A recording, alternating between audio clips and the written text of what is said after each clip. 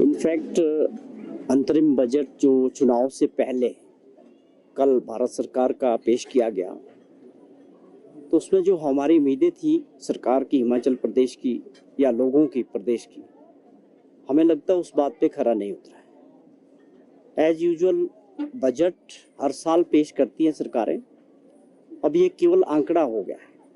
योजनाएं हमेशा लंबी होनी चाहिए, बड़ी होनी चाहिए, क्योंकि एक वर्ष में ये योजनाएं आगे नहीं बढ़ती है।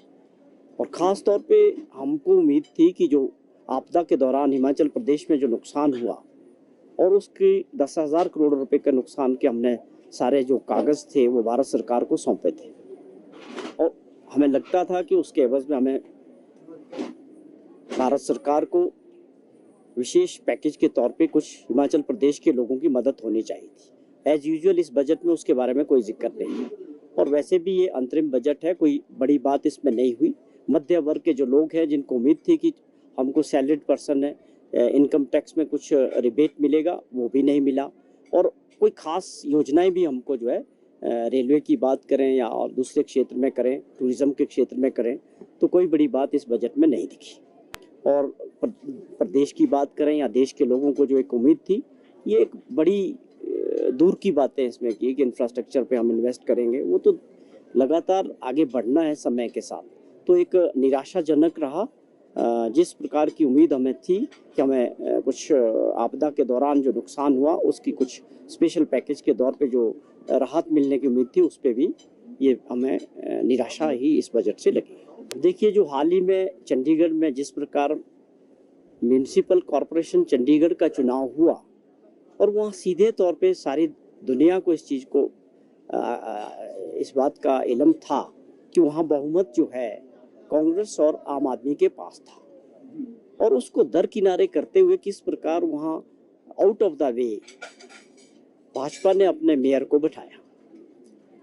तो ये अपने आप में दुर्भाग्यपूर्ण है कि अगर लोकतंत्र की कल्पना 75 साल बाद इस दिशा में जा रही है, फिर उस चुनाव का क्या मतलब है जो लोग चुनते हैं, या उस बहुमत का क्या मतलब है जो लोगों में लोकतंत्र में अहमियत रखता है। अगर आपने ताकत के दम पे ही ये सब करना है तो चुनाव कराने की आवश्यकता क्या है देश में? लोकतंत्र किस बात का है? तो वो एक अपने आप में बहुत दुर्भाग्यपूर्ण घटना थी कि आपने 8 वोट को इनवैलिड कर दिया और धक्के पे और जोर पे, ताकत के दम पे भाजपा का मेयर वहां बना दिया।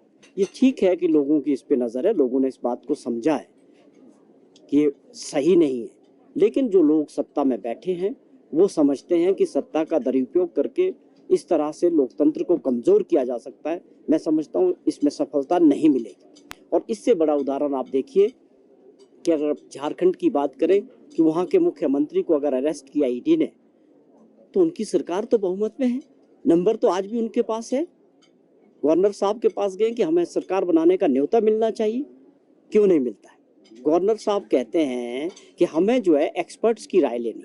भाई, बहुमत साफ है, आपके सामने पेश किया है, अब वो एक्सपर्ट कहाँ बैठते हैं जिनसे आप राय लेते हैं?